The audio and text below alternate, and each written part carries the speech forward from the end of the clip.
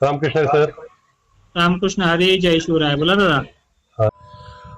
Sir 22 ते 23 तारखेला म्हणजे 22 मे आणि 23 मेला यावेळेला जास्त पाऊस आहे असं म्हणतात. त्याच्याविषयी जरा सविस्तर माहिती सांगा सर. विनंती तुम्हाला सांगितलेली आहे की बरं. 22 ते 23 तारखेदरम्यान मोठा अवकाळी ओके, हा सर. महाराष्ट्रावरती येतो. त्याची व्याप्ती भाग बदलत पद्धतीने बरोबर. नाही तर ती चांगल्या पद्धतीनं आहे.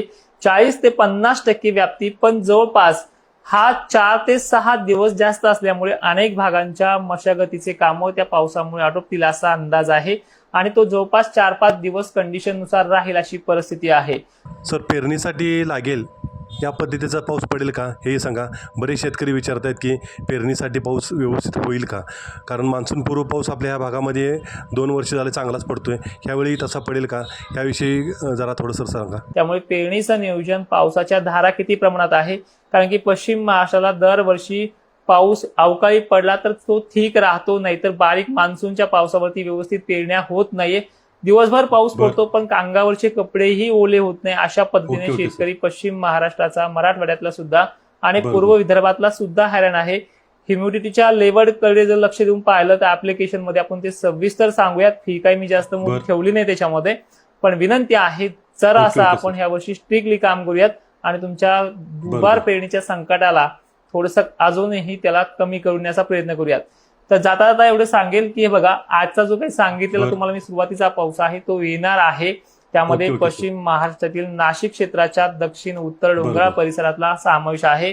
त्याचबरोबर पुणे वगैरे सेम कंडिशन मध्ये सातारा, कोल्हापूर, राधानगरी परिसर हा देखील आहे. राहुरीकडे 1-2 ठिकाणी, अहिल्यानगरमध्ये काही ठिकाणी अशा पद्धतीचं आहे. मग नागपूरसाठी किंवा वाशिम, यवतमाळ या भागासाठी नवीन काय पद्धत बरं. आहे का, तर लक्षात घ्या. ज्या ज्या वेळेस ओके, ओके, पश्चिम सर. महाराष्ट्रात पाऊस मोठा राहिलाय त्या वेळेस विदर्भामध्ये बरोबर. त्याचा जोर कमी राहिलेला आहे.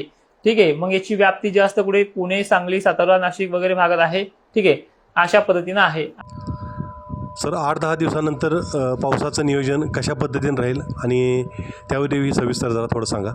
आणि जसं तुम्ही अजून 10 दिवस फक्त थांबा, जे ऊस उत्पादक बागायतदार शेतकरी आहेत, 10 दिवसानंतर बरीचशी कायापालट होणार आहे. 22-23 तारखेपासून राज्यामध्ये अनेक ठिकाणच्या शेतकऱ्यांना जवळपास 50% भाग तरी व्यापील अशी शक्यता दिसते. वाढणार तर आहे ते. गेल्या वर्षीचा ओके, थोडा एक शेड्यूल राहणार आहे. म्हणजे गेल्या वर्षी जसं एक महिनाभर बरोबर. राहिलं होतं त्या पद्धतीचा एक आठवडाभर चांगला काळ येणार आहे. थोडे दिवस बाकी आहेत 10 दिवसानंतर.